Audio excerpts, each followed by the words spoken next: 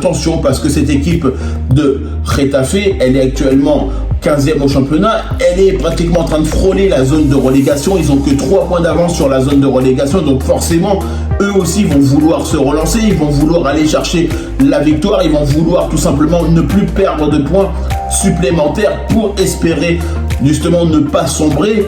Surtout qu'en plus ils sont déjà assez bas en championnat. Bonsoir à tous et à toutes, j'espère que vous allez bien. On se retrouve sur une nouvelle vidéo d'après-match entre Getafe et le FC Barcelone. C'était un match important pour le Barça. Le FC Barcelone qui se devait de remporter la victoire et les 3 points. Malheureusement, au Coliseum, on va pas réussir. On va prendre un petit point.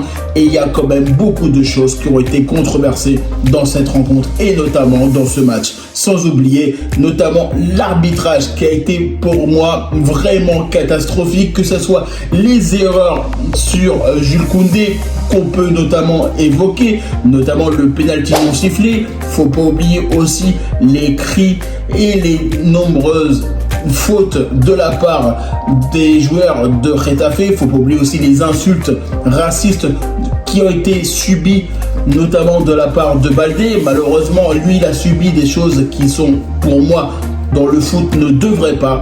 Tout le monde peut participer à un match de foot, tout le monde, quelle que soit sa race, sa couleur, etc. Et ça, c'est vraiment un truc qu'on ne devrait pas faire. Et forcément, le FC Barcelone, dans cette rencontre, qui va malheureusement laisser des opportunités pour le Real Madrid, pour l'Atlético Madrid. Il ne faut pas oublier qu'on est actuellement 3e, on a 39 points, on a encore du retard pour les concurrents directs. Ça va laisser des opportunités pour le Real Madrid de creuser l'écart un peu plus avec le FC Barcelone. Il ne faut pas oublier notamment si le Real Madrid gagne son match face à Las Palmas, ils vont prendre le large sur le Barça. Et tout ce qu'on avait notamment été capable de faire dans ce début de saison, eh ben on l'a perdu. Et ça, c'est une réalité. Sans oublier qu'honnêtement, on a eu quand même beaucoup de choses dans ce match-là. On aurait pu marquer, on aurait pu gagner ce match. Et c'est vrai, je sais bien qu'on peut parler d'arbitrage, je sais bien qu'on peut parler de tout ce qui se passe autour de l'arbitrage dans un match. Mais la victoire, elle est importante que si les joueurs comprennent que, ok, oui, il peut y avoir des faits de jeu dans un match, mais le responsable, ce sont nous, nos joueurs. Si on est capable de marquer, quel que soit l'arbitrage, ça ne nous posera pas problème. Même si forcément, je le sais très bien que, honnêtement, la faute sur Jules Koundé, je trouve ça lamentable. Les insultes, notamment sur Baldé, je trouve ça totalement lamentable. Mais c'est AFC Barcelone qui va laisser des points aujourd'hui à ses concurrents directs. C'est AFC Barcelone qui malheureusement va devoir se reconcentrer notamment sur le prochain match, le match de Ligue des Champions qui va arriver assez rapidement face au Benfica Lisbonne. Et il ne faut pas oublier que ce match-là, il va être d'une importance capitale pour le FC Barcelone. Parce que oui, si le FC Barcelone remporte la victoire, forcément on va être très bien. Et il ne faut pas oublier que honnêtement, faire partie des 8 premières équipes qualifiées directement pour les 8e de finale, et ben ça fait extrêmement plaisir. Mais pour ça, il va falloir gagner ce match-là face au Benfica Lisbonne. Surtout qu'en plus de ça, on se déplace notamment au Portugal. Donc forcément, ça risque d'être assez difficile. On connaît très bien les joueurs qui sont là-bas. Il y a énormément de joueurs qui sont qualitatifs, notamment André Di Maria qu'on connaissait très bien avec le Paris Saint-Germain, notamment le Real Madrid, Manchester United, et plein d'autres joueurs qui sont capables d'apporter énormément de bonnes choses. Et c'est vrai que sur ce match-là face à Getafe, pour moi, il y a quand même énormément de choses à dire. Parce que c'est vrai, le FC Barcelone n'aurait jamais dû perdre de points maintenant. Sans oublier qu'en plus de ça, on l'avait dit, notamment en avant-match, que c'était un match complètement compliqué, que ça allait être un match de merde, parce que forcément, tu le sais très bien, quand tu joues contre le 15e au championnat, il joue clairement sa peau. Donc lui, il va se booster contre toi, comme je l'avais dit. Et nous, on n'a pas été capable d'être vigilants. Et il y a un problème aussi, je sais très bien que Hansi Flick, il a voulu faire tourner, notamment en faisant rentrer Frenkie de Jong, permettant à Casado de se reposer, parce que forcément, Marc Casado, il va vouloir jouer et il va jouer énormément de temps pour ce match de Ligue des Champions. Et ça, c'était un moyen de reposer Marc Casado. Mais honnêtement, le changement qu'il y a eu, on l'a senti tout de suite. on l'a senti tout de suite. Je ne sais pas si vous-même vous y avez pensé, mais honnêtement, ça a été totalement une catastrophe. Et même si forcément on a été capable de marquer un seul but, et ben c'est pas suffisant. C'est pas suffisant parce qu'on devait remporter la victoire. Et je sais très bien que le Barça a voulu tenter beaucoup de choses. On a eu beaucoup d'occasions. Mais honnêtement, il y a eu quand même beaucoup de fautes d'arbitrage qui, pour moi, devraient être sifflées. Même les fautes sur Rafinha, on l'a bien vu. À un moment donné, tu as le joueur de Getafe qui pousse clairement Rafinha. Bah, au bout d'un moment, il perd son sang-froid. Rafinha, c'est totalement logique et humain.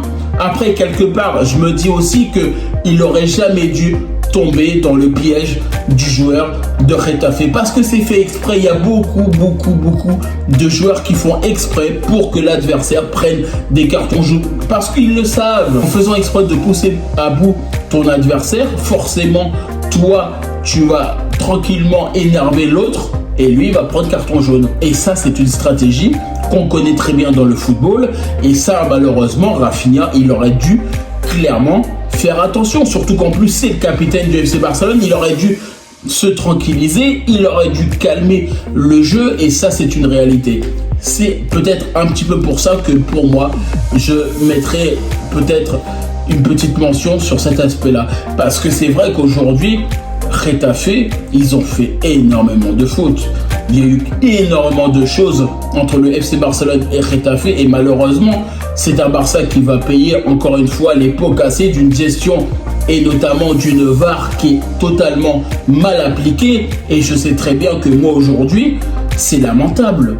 C'est un FC Barcelone qui aujourd'hui perd des points, déjà dans un premier temps. C'est aussi un FC Barcelone qui subit des fautes qui, pour moi, je ne comprends pas comment l'arbitrage ne peut pas réévaluer la situation. Surtout qu'en plus de ça, apparemment, Baldé a subi des insultes racistes. Et pour moi, je ne trouve ça totalement pas normal qu'on soit dans cette situation-là, surtout en 2024.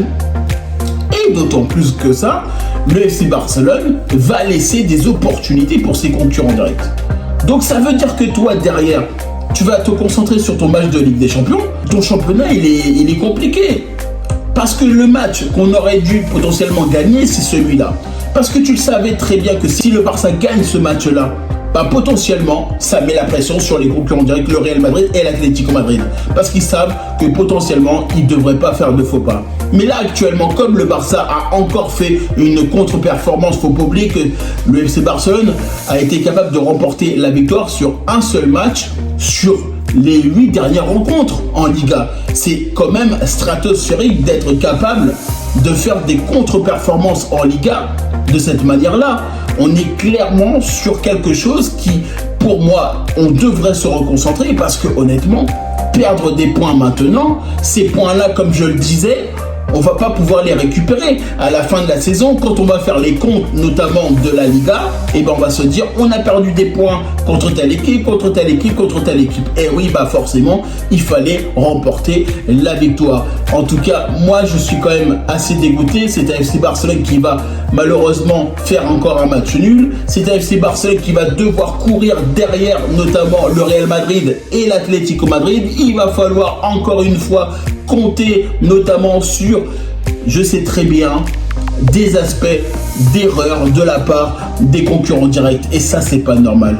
C'est un FC Barcelone qui, s'il a envie d'être champion d'Espagne, on se doit de remporter nos matchs. Alors oui, il y a encore quelque chose qui, pour moi, mérite d'être évoqué. Et ça, c'est vrai quand même, parce que, honnêtement, il y a, comme il l'avait dit, notamment Jules Koundé, il n'y a pas très longtemps que ça.